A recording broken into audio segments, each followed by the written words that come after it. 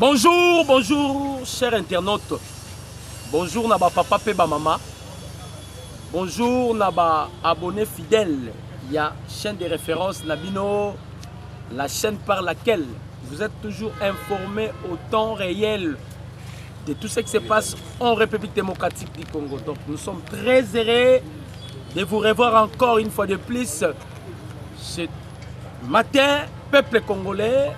Chers abonnés, papa et maman, compatriotes Nabiso Biscanyo Sotozwami, Tozwami na Esengo parce que Tomoni Lisusu Mukona Lelo, Tozwami na Esengo, Toeli Boso Nabino pour partager ensemble Nabino les actualités politiques de la République démocratique du Congo. Donc, Tozobeta Masolo, Awa, Naminitsoyo, Este, Molili Ekoti. Molili Ekoti, Tokobeta Yango, Bokoloka Yango en gros et en détail. Comme je vous ai toujours dit, la chaîne Nabino ou la chaîne de référence, nous sommes censés de vous informer sur l'état de la santé Yamboka Nabino. État de santé Yamboka Nabino. Tolobaka Congolais à solo okoyeko lekisa mukolote sans koluka koyeba pays na yo elalaki ndenge nini, pays na yo elamuki ndenge nini.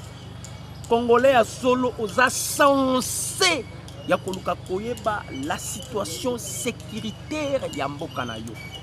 Congolais a censé koyeba même voir état de santé ya mkonzi ya mboka. Quel que soit biloko bozomona si toyebisaki bino nyoko bakati mutu mukila nae eninganaka ninganaka mais kozala na longue vite. J'espère que tant on a zolo baboy boza ba mikolo bozo comprendre nyoko déjà bakati mutu mukila na ye ezaka ya koningana mais azana longue vite. Tozobeta na bino actualité ya République démocratique du Congo parce que bazo benga bazo continuer na koluka ko benga oyeba mayenyo somazali koleka en République démocratique du Congo. Mayenyo somazali koleka en l'est de la République démocratique du Congo. Mayenyo somazali koleka na tout le temps-dit ya République démocratique du Congo. Donc voilà pourquoi tozawana pona ko informer bino ba congolais kotali sabino mai o mazali koleka na mboka ekolo Congo. Donc bo aimer vidéo, bo commenter, bo partager balien. Bo aimer vidéo, bo commenter et puis bo partager balien. Voilà, tobandi. Bande ko ba congolais. Évariste Ndayishimiye, le président burundais. C'est un Hutu Bantu. À Salaka point de presse. À Salaki appelle la communauté internationale. À ABC communauté internationale. Makambo ezoleka entre la République démocratique du Congo et le Rwanda. Ce qui vous tirer attention, ça provoquera une guerre régionale. Boluka bo éteindre hémorragie oyo pendant qu'il y a encore de temps. Ce qui va éteindre l'hémorragie oyoté, lorsque ça va barder, Bokozala incapable yako éteindre moto oyekopila. Problème toza na yango, ba Congolais boza pleinement na raison. Tout le monde, il a appelé Batunyo Sobazo Benga, Balobi, il faut attaquer Rwanda. Il faut attaquer Rwanda. Il faut attaquer Rwanda. Tout le monde appelle. Mais j'aimerais vous dire une chose, peuple congolais. Boye Beloko yo de fois. Paul Kagame, malgré Nyon soit Zosala, Kagame, il sait déjà que j'ai été déjà piégé par la communauté internationale. J'ai signé des accords oyo lobby et koye langa bololo omata okita lobby et koye langa bololo. Il est allé signer des accords oyo ba congolais bazobo sala ba congolais ba monika ke no ba botoli biso village ba botoli nini que ça soit bananga baza bato aussi bakati mitu mikile tikali kaka ya pamba wana nazo ebisa bino bokanga maloba na ebisi bino lelo Anazolo Banabino, on a activé déjà un plan pour l'arrestation de Joseph Kabila. On se rend compte, Mouto Azo Salaba Géoyo, c'est Kabila. Kabila, il a amassé de l'argent. Azum Bongwebele, il commence maintenant à acheter des gens. Oyo Baouti ko Bengana Kuna na Uvira. Produit fini à Kabila. Babenganie, Bazongisie Awa directement aux arrêts. Il a dévoilé encore de plans machiavéliques. Il y a Joseph Kabila. Voilà pourquoi on a activé maintenant. Bandeko Moussousou Bazoloba. Mais Black Water Azobunda. Bandeko. Kagame Nda Kanisa Osa la guerre. Pona Kagame Kanisa Osa la guerre. Depuis Boyoka président Tshisekedi Koloba, si Aloba que cette fois-ci maintenant je vais faire la guerre avec le Rwanda. Mais Anazoe Bisabino Bandeko Makambu Mabebi. Nabaline de commandement nyonso. Babimisi ba périver. Bonsoir yango blagité. Bonsoir yango blagité. Et nous allons encore parler sur ce que Yakotumba a lobby pour la makambu ya Uvira. Les Rwandais bazo utiliser moyen nini. Kabila tikela kibiso mixage na brassage. Ba officier presque ébélé. Baye par mixage na brassage. Voilà pourquoi Mikolo et lié les kaki. Bokaki ba arrestation en cascade. Ba pesi plan et pas ya Kabila. Lokola Kabila na réunion ezala qui tenu na Ouganda. Kabila qui prend maintenant les devants. Atinda ki ba corrompre ba bembe na yebi seki bino ba bembe ba boyaki. Ba mouchi ebele ba kwei na manœuvre na ye na parce qu'ils ont reçu de l'argent. Maintenant na calcul na bango ba betaki par rapport ya eloko ba kuti pour na sangue. C'est eloko ko freiner bango. Unité nyonso ya Est ya République démocratique du Congo va changer yango. J'espère que Bogolanda même na ba page ya ba communicatrice na ba communicateur congolais o bazo communiquer à faveur Rwanda.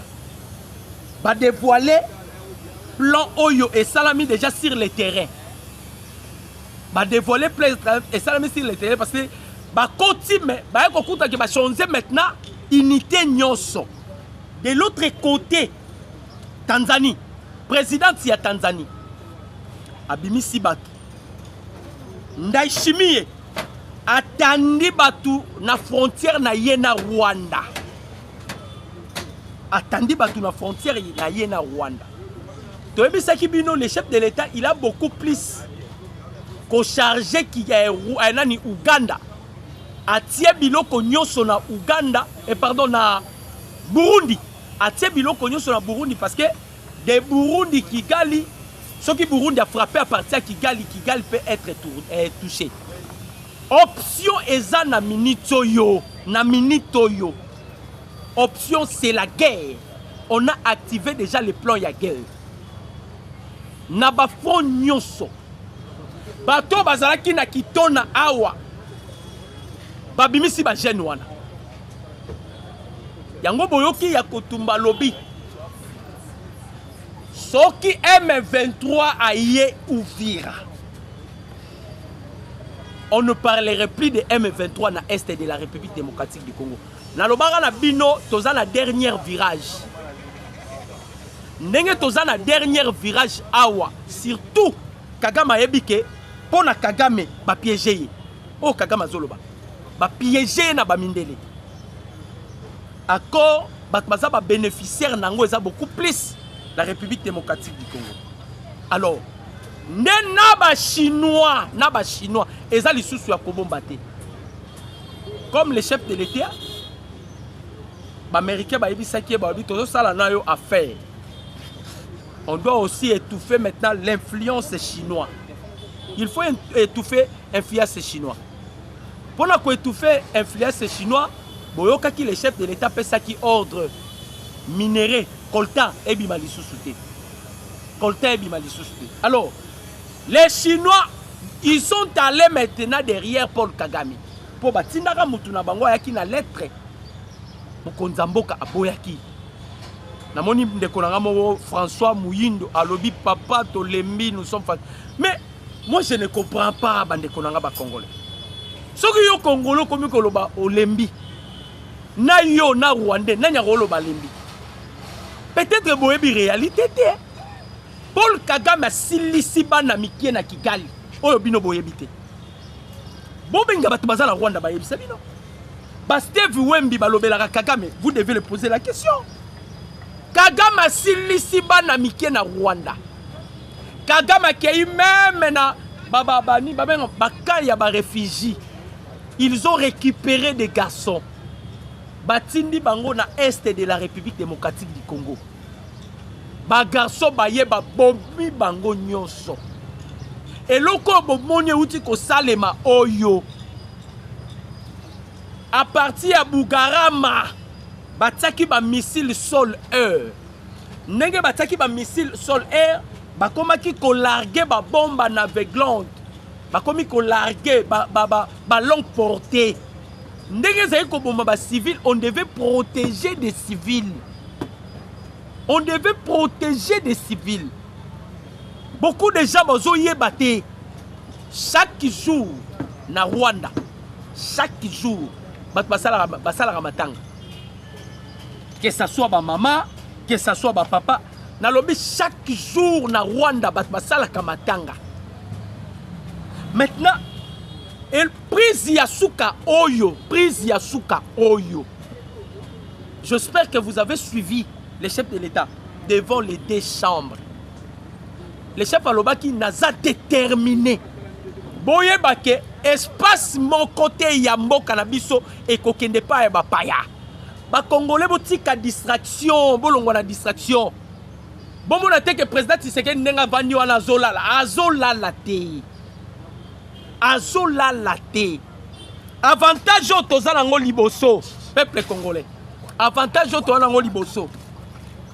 Kagame amata kita autaki ko signé aux États-Unis d'Amérique. Rapport ya oni eye ko bima. Eza avantage na biso. Eza avantage na biso. Na lobi na bino l'une des fronts eza déjà na minute oyo changer.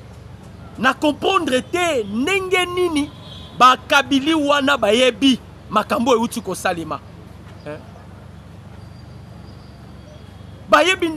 C'est qu'il y a toujours les infiltrés dans la chaîne de commandement. N'est que changer le système.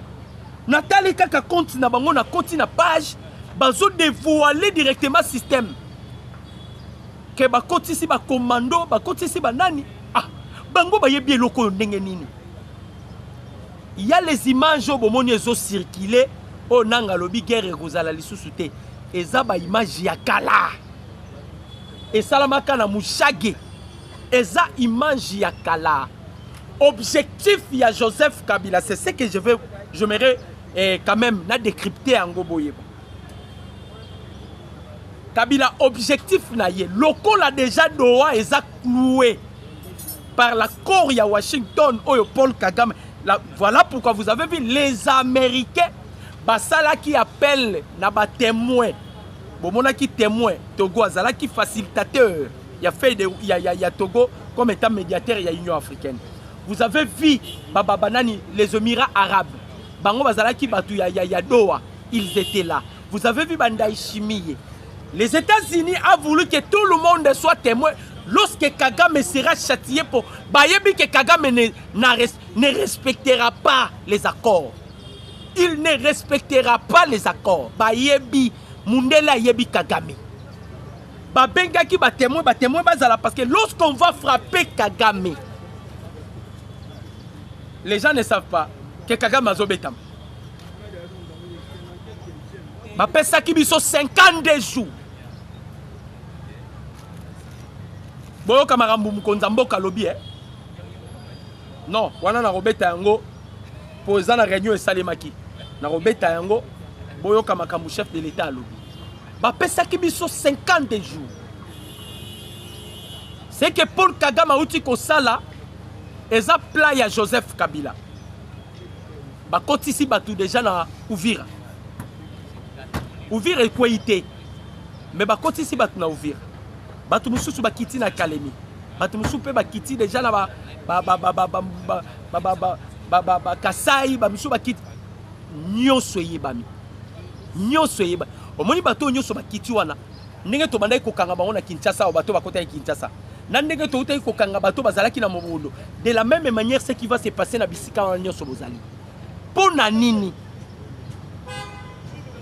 objectif ya Joseph ezalaki nini Joseph abundaki en sorte que cahier de charges ya ba M23 ezala respecté parmi causes profondes qu'on devait traiter avec les M23 leurs revendications ezalaki batika ba poursuite judiciaire contre Joseph Kabila ba libérer Edouard Mwanga Chouchou et l'on esalaki que bakambo bouleversé lorsque le gouvernement congolais basengaki oya bango ba prisonnier bazalaki en otage na Goma que baboma bango nyonso na ba Paul Kagame Kagame a outi ko perdre 400 et quelques 400 et quelques mille commandants 400 et quelques soldats boy oyo bakufi nakanda wana nde bomonaki Kabila parce que la monutone plan oyo ba activé c'est pour Joseph Kabila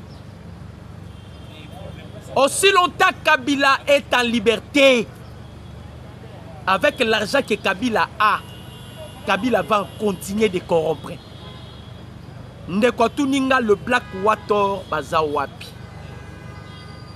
la lobby na yo les Black Water sont là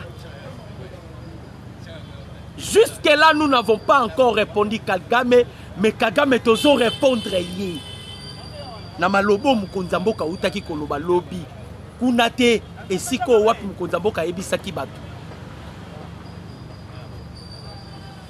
tozo répondre Kagame on a zoé bisabino eza parole na ngai na oya oloba pona sentiment te omoni Ndayishimiye présidente ya Tanzanie et la façon ya coagir na bango est différent avec le président Tshisekedi mais au moins Tanzanie a déployé déjà Batunaye parce que Paul Kagame lobi na bisaki bino kotsaki 15 brigades. En soi, Kagame a compté ici 25 000 hommes. Ce n'est pas seulement la force spéciale ya Rwanda, non. Rwanda armée na les alisous na batu belete.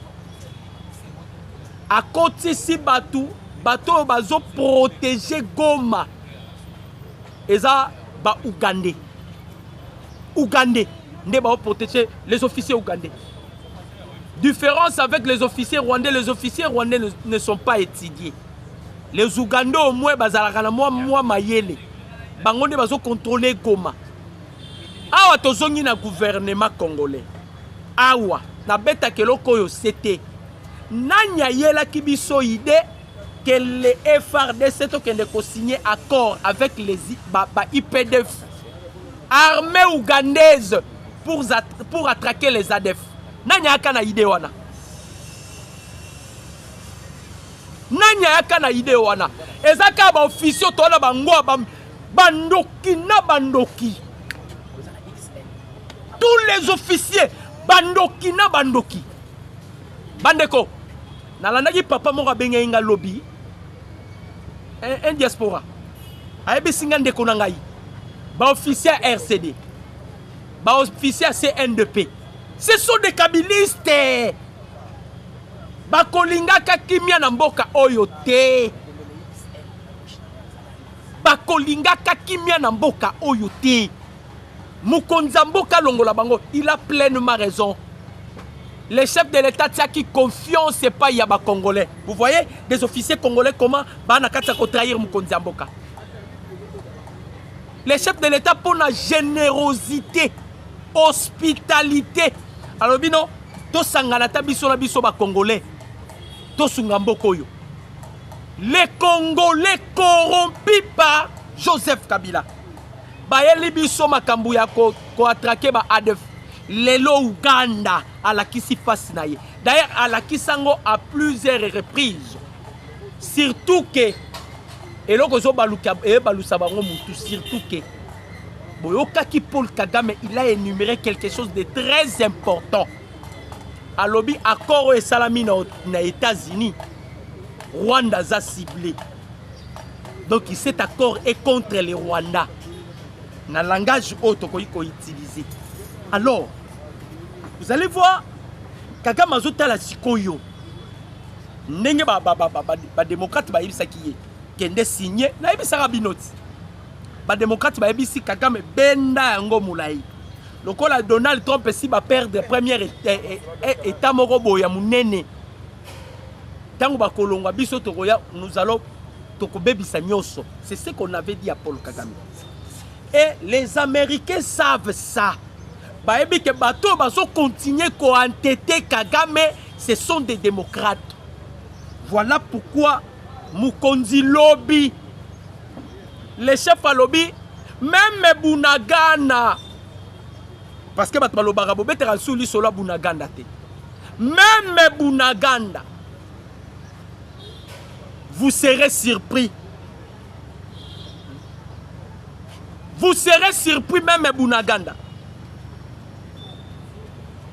Nous allons récupérer toutes les entités. Ça, c'est moi qui vous dis. Nous allons récupérer toutes les entités. Pays Moussousoute, Burundi. Burundi. Peut-être que vous surprendre biso lelo pe masole bandi. Na lobi na bino. Peut-être que vous surprendre biso lelo masole pe bandi. Chaîne de commandement nyonso eza changé. Nyonso. Ceux qui bazalaki na espoir ya bato bazalaki na chaîne de commandement qui banda ko informer bango to ko fournir bango les informations. Ba o sambwa. Parce que on a changé tout.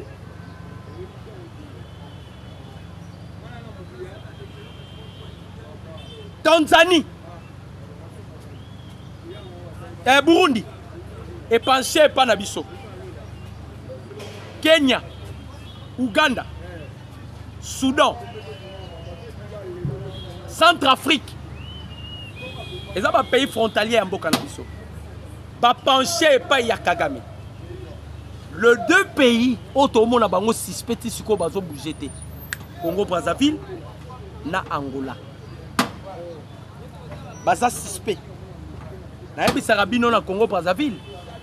Le représentant légal de la franc-maçonnerie, c'est Sassou. Paul Kagame, il fait partie. Il fait partie de la franc-maçonnique. Le col Macron, Yenda Chapotaka, sur le plan spirituel, Sassou va s'incliner. Donc les complots, on utilisait même les pays où nous sommes utilisés. C'est que le président Tshisekedi a demandé Koluka. Pas tellement qu'on garantir parce que na yebisi binoke.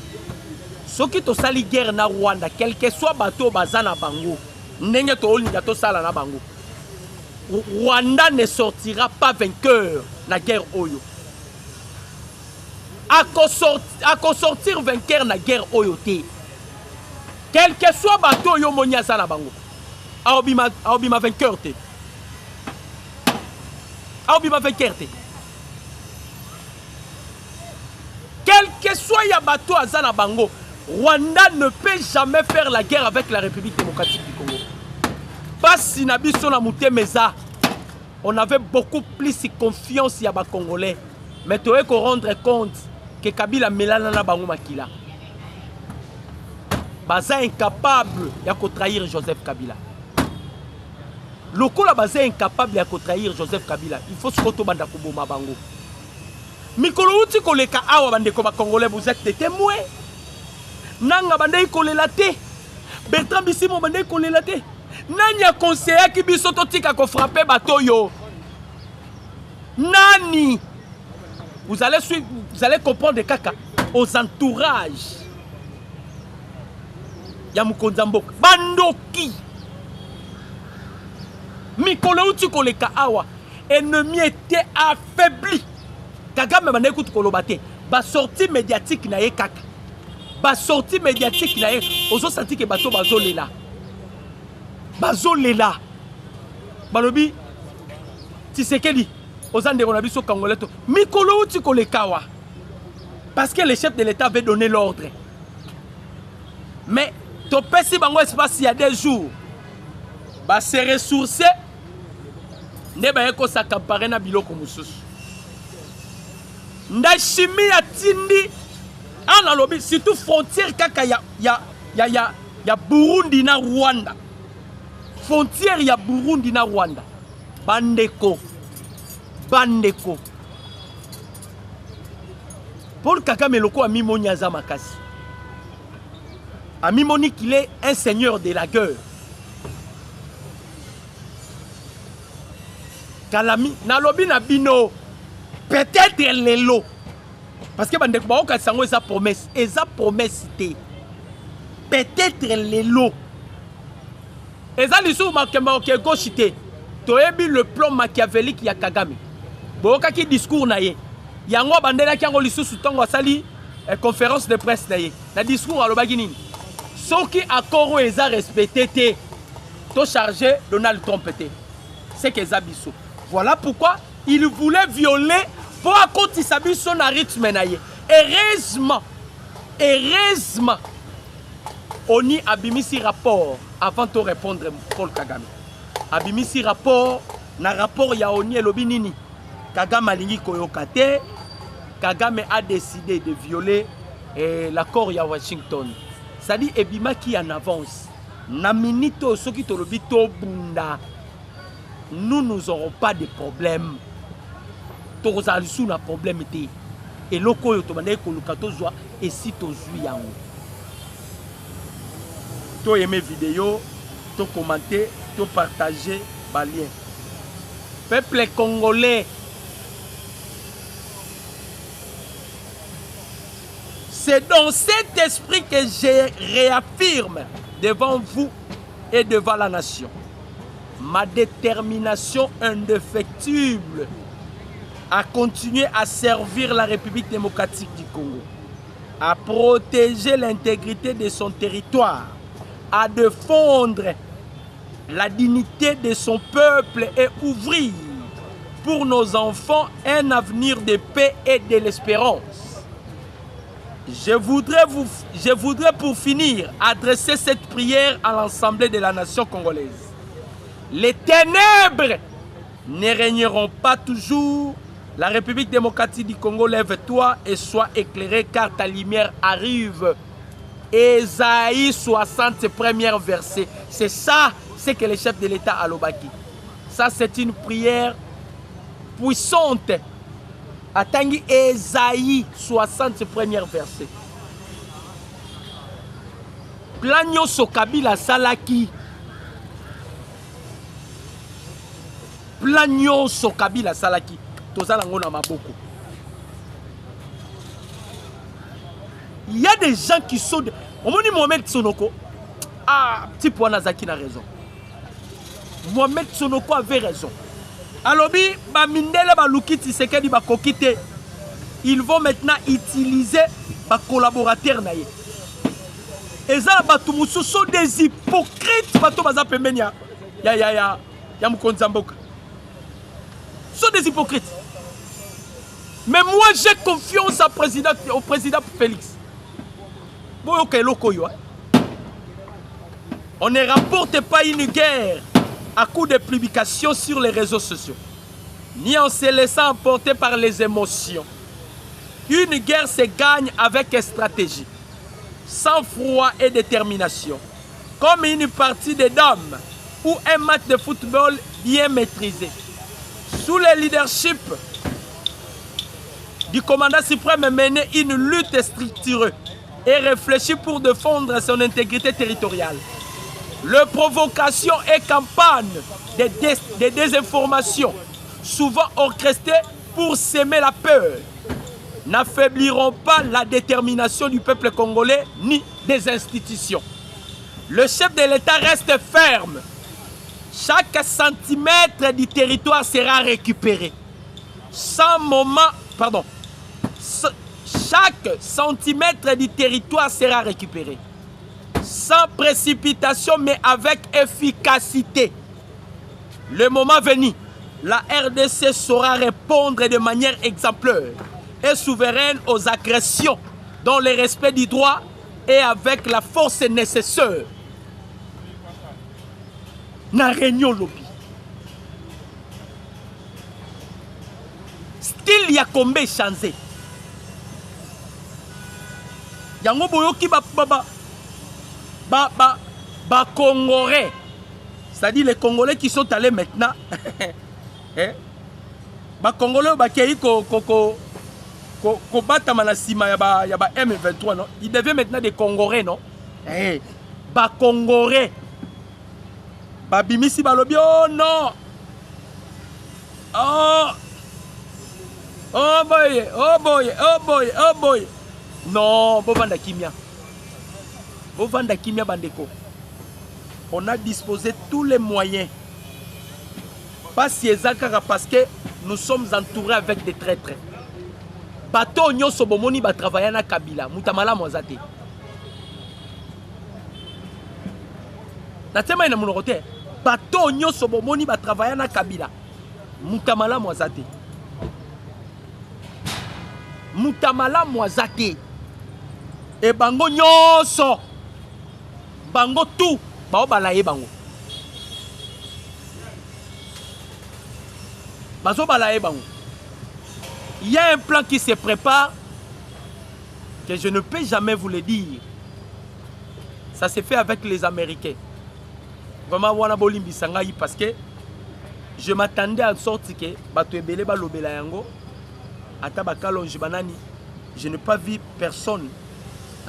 Namoni mutute ya kolobela yango. Et je n'aimerais pas na lingi pengana lobela yango tepo et ya olukinanga problème. Ba retourna nga yina yo secret oyo zo yango ndenge nini. Et puis qui t'a dit ya koloba bloko wana. Donc je me réserve un peu. Et loko moko zo prépare eza ko se prépare eza déterminé. Et loko moko eza en préparation entre les Américains et le gouvernement congolais. Na lobaka na bino awa mukolo moko na ba émission kaka na bisaka bino. Je vois la mort de Kagame, je vois la mort de Joseph Kabila et je vois l'arrestation de Moïse Katumbi. Lelo na zongele bino ango na vivacité, na énergie. Kagame azana deb, nenga zana de choix. Baswa wana zana ngo pesa ya mabe. A retirer Batunaye, il a toujours un problème. Atika Batunaye, il a toujours un problème. Yango moni Kagame a décidé vaut mieux Batunaye bakota kaka. Parce que na a retiré, na atika, il a toujours un problème. Le problème de Kagame, c'est sa mort, c'est sa vie. Baoboma Kagame. Bokanga makamuna ebisi bino lelo. Oloba nanga ondeko bino boloba bo Kagame azana su. Bokanga maloba na ebisi bino. Kagame place avani na ndaku na yebi. Kagame pe Kabila place aza ayebi. Akena ko luka nationalité passeport ya choisi la ndenge ni. Azo mekelo ko ba goûter ba meka. So simbita kenayi. Oyo mono Kabila osa a meka. Soki simbite akangi bisaka kei. Soki simbite akangi bisaka. Parce que tellement zelo ko na bango ya suka ba tieli yango énergie na ba William Ruto na kati. Na ba Museveni na kati. Et loko ya pasi eza. C'était pas le moment qui devait faire la guerre avec la République démocratique du Congo. Momo et Sengela qui basa la guerre dans la République démocratique du Congo. C'était le moment où la RDC Azala qui sous embargo, où la RDC n'avait pas l'appui. C'était le moment où le président Tshisekedi Abanda qui mandané à Sika. Moment où on a dit que la guerre na RDC. Moment où c'est un moment à Mabé. Na lobby, pensez-vous que c'est le président Tshisekedi qui a fait l'appel et pas il y a le président de Tanzanie? Non. Le président de Tanzanie Alinginde a vengé coup d'état au Kagame Arataki na Museveni na mboka na ye. Pour votre information. Le seul mouton yo alobi yena Kagame. Wana c'est Ndaishimi. Il faut qu'on pèse à Kagame leçon. Même étant en enfer, il va se souvenir de cette leçon. Wana Ndaishimi. Il faut donner ce vaurien de Kagame une leçon. Oh, akokene même na tombe na ye abanda kotanga kaka leçon wana. Kola Kabila zalaka na ye ana mbongo. Il est très malin. Abanda ena koluka azwa passeport soki e indi. Kabila ovanda pe na Rwanda te. Kabila savent bien déjà que Rwanda est en danger. Peut-être bino boyebite. Ndaishimi abimisi bautu nyonso bakima baka na Burundi. Yango bomonaki Paul Kagame lorsqu'il est allé voir atindaki délégation ba yeme veto ba luka Ndaishimi pour ces alaki nini. Ndaishimi ya pesa couloir Ndaishimi ya yebi bango. Abi bateau nde baye. Baye pona ko lukwa couloir e pana ngate bana bateau balandi. Bautu tout basé pa Ndaishimi. Nde bautu wana babimisi koyo. Babimi Sikoyo. Des réseaux ya ma ben à niveau vous ne pouvez pas imaginer. Ma beka kande na muto abandi. Des réseaux ya ma bé. Ce que les Américains, ba Français, ba Belge, ba ko minimiser yango. Oh. Ba ko yamba famille Kagame Mombakuna na poto. Na lobi na bino. Bakuyamba famille à Kagame Mobimba na poto. Et les Rwandais, les Rwandais risqueraient de se brûler. Et puis l'histoire na bango ils allaient effacer. Bon mon président Tshisekedi ninga za bongo te. Kabila memara batangata kingaka ta ibsa bango ni. Tshisekedi est très dangereux plus que son père. To looker déjà espace, to jouer espace. To looker espace, to jouer espace. Depuis to banda bitumba, dans la capitale, il y a Kigali et l'autre Koyate.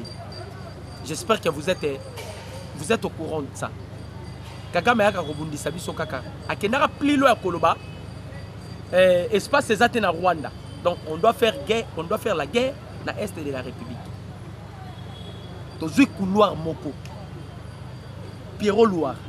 Bibi Kaping. Bobi Sakagame. Tozui couloir moko.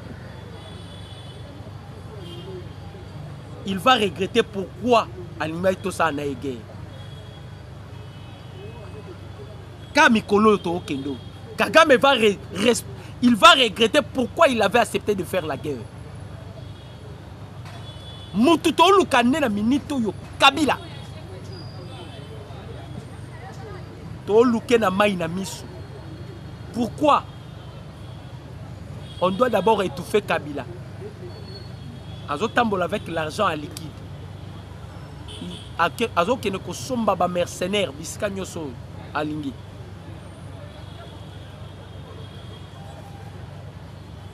Aoke somba mercenaire bisiko no alingi.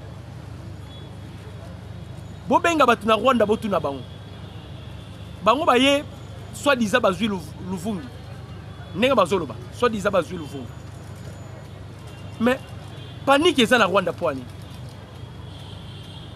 Panique eza na Kigali po nani. Il y a des Hutus déjà au bakoti na sima. Ba Hutu bakoti na sima. O bazalaki na Burundi bande kozela mot d'ordre. bobosana te président Tshisekedi autai kokutana na mwana ya Juvenal Abiyarimana, Jean-Luc Abiyarimana akutana yene na France basololi et à long et à large. Le président Tshisekedi a un soutien à Baoutou Nyonso. L'ordre a été donné et pas il y a mwana ya Abiyarimana. Il y a des Hutus qui sont à Kigali. Bien formés. Oh, Bavandi, Bazozé, la mot d'ordre. C'est Ndaïchimi qui va donner maintenant passoire. Évariste Ndaïchimi. Yango Boka qui chef de l'État lobi na ye. Même place Sazala qui a ebisi batolobi. Nazo récupérer na babunaga na wana nyonso. Nyonso na ozwa yango. Et batoyo bako vivre en fer ou batikala ko vivre. Tazolo ba oseka. Bako vivre en fer ou batikala ko vivre te. Aolo ba oseka. Abi bako vivre en fer ou non batikala ko vivre. Très bientôt là. Na lobi tozwi kunwa kaka Burundi. Sobo ki kaka kag. C'est que déjà baza de yakuna. Pour les Hutus là, baza obligé à kosa le loko wana. Ba Hutu. Baza obligé à kosa le loko wana. Awa tous ceux-là qui sont avec Batonyo so baza contact na Kabila. Ils sont déjà identifiés à travers data center. Maïebani. Très bientôt, il y aura des arrestations en cascade. Dans le lobby, très bientôt, il y aura des... Même le ministre Msouba Okangabango. Le ministre, le DG Okangabango. Très bientôt, il y aura des arrestations en cascade. Les officiers, nous ne parlons pas, ils arrêtent chaque jour. Les officiers, ils arrêtent chaque jour. Olali olamuki oki bakangaki. Olali olamuki oki bakangaki. Olali olamuki oki bakangaki. Chaque jour. Pour ba susciter makamu ya mabela mito ba officier boka ba onde ba koma ekoloba. Ah. Na ba gaboko na ba coup d'état ba officier ba osala ah ba okanga ba généraux ba officier ba osala lokote. Mais vous blaguez hein? On vient de signer les accords avec les États-Unis. Bandeko. Bobo sanate. Les Américains bazo tia mbongo na bango, ba tia mbongo na bango. Pour la roi Itayaki awa ayebisi Kagame soki o continuer naza mercenaire naza messageur ya suka. Naza messagère ya suka en dehors nanga mutako ya te. Obi ke Kagame même c'est que pour la roi Paul Roi ayela ki Kagame a foulé yango au pied. Parce qu'il a soutien à Museveni. Il a soutien à William Ruto. Ruto wana ko yiko lobe pas américain. Museveni il peut parler devant les Américains. Eh? Banani ba komisi bango lelo ba o bazar. Ce sont pas des Américains. Ah. Ah. Yango bomoni Tanzanie a fongoli l'armée na yiti. Atindi bango. Maintenant l'armée tanzanienne ba yé ko appuyer maintenant ba Burundi. Ba Burundi ba yé ko appuyer ba Hutu to ko bomba te to zoloba. Mais oyo wana mususu ne pardon bolimbisa. Option na bolimbisa.